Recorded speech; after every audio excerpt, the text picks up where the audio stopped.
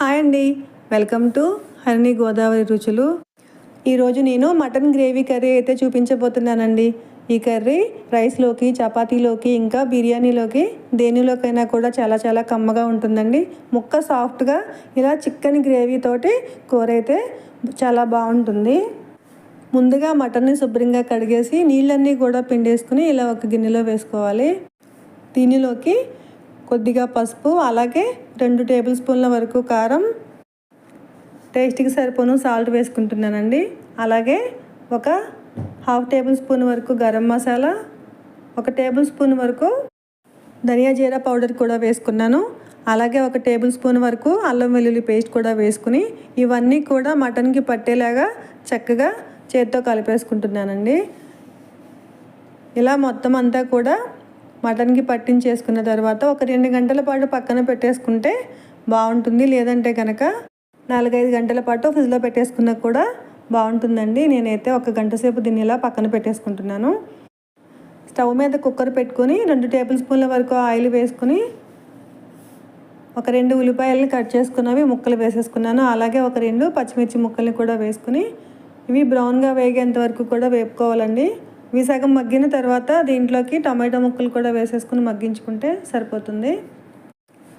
ఈ స్టేజ్లో టమాటా ముక్కలను కూడా వేసేస్తున్నానండి. టమాటాలు కొంచెం మెత్తబడితే సరిపోతుంది. 2 నిమిషాలు వేపుకునేసరికి టమాటాలు చక్కగా ఇలా మగ్గాయి కదా. ఇప్పుడు దీంట్లోకి ఒక 10 జీడిపప్పులు కూడా వేసి ఒక్కసారి కలిపేసుకుని స్టవ్ ఆపేసానండి. ఇవి పూర్తిగా చల్లారిన తర్వాత మిక్సీ గిన్నె తీసుకుని ఈ మిశ్రమాన్ని అంతా కూడా మిక్సీ గిన్నెలో వేసుకుని 2 చిన్న కొబ్బరి ముక్కలు, అలాగే ఒక 1/2 టేబుల్ స్పూన్ వరకు గసగసాలు కూడా వేసుకుని ఇలా మెత్తగా పేస్ట్లా పట్టేసుకోవాలండి. సరిపోయిన వాటర్ యాడ్ చేసుకుంటూ ఇలా పేస్ట్ పట్టేసుకుని పక్కన పెట్టేసుకున్న తర్వాత స్టవ్ మీద అదే కుక్కర్ని పెట్టుకొని ఒక 3 టేబుల్ స్పూన్ల వరకు ఆయిల్ వేసుకుని ఆయిల్ వేడైన తర్వాత ఉప్పు కారం పట్టించుకుని పక్కన పెట్టుకున్న మటన్ ఉంది కదా, అది దీంట్లో వేసేసుకున్నానండి. ఇప్పుడు హై ఫ్లేమ్లో పెట్టుకొని మటన్లో రిలీజ్ అయ్యే వాటర్ అంతా కూడా చక్కగా ఎగిరిపోయేంత వరకు మధ్య మధ్యలో కలుపుకుంటూ ఇలా దగ్గరికి వచ్చేంత వరకు కూడా వేపేసుకోవాలి. ఇలా ఆయిల్ సపరేట్ అయిన తర్వాత స్టవ్ సిమ్ పెట్టుకొని సన్నగా తరిగి పెట్టుకున్న కొత్తిమీరని ఒక గుప్పుడు వేసుకున్నానండి. అలాగే మిక్సీ పట్టి పెట్టుకున్నది మిశ్రమం ఏదైతే ఉందో దాన్ని కూడా దీంట్లో వేసేసుకుంటున్నాను. ఇప్పుడు ఈ పేస్ట్ని కూడా చక్కగా మటన్తో పాటు 2 నిమిషాల పాటు వేపుకుంటే కనుక టేస్ట్ అనేది చాలా బాగుంటుందండి. ఇలా మధ్య మధ్యలో కలుపుకుంటూ ఎక్కడ అడుగు పట్టకుండా 2 నిమిషాల పాటు వేపుకుంటే కనుక చక్కగా ఇలా దగ్గరికి వచ్చేస్తుంది.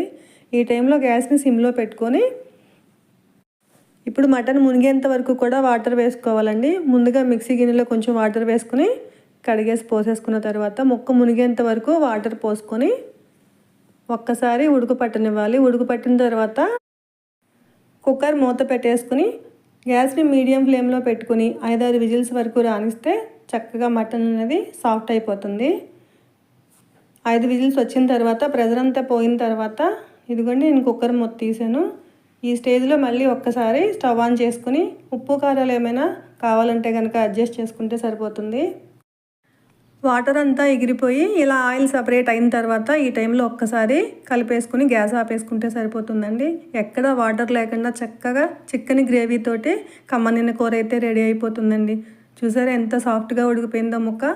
లాస్ట్లో కొంచెం కొత్తిమీర వేసుకుని స్టవ్ ఆపేసుకుని మూత పెట్టేసుకుంటే సరిపోతుందండి. అది కొత్తిమీర వేసిన క్లిప్పింగ్ అయితే మిస్ అయింది.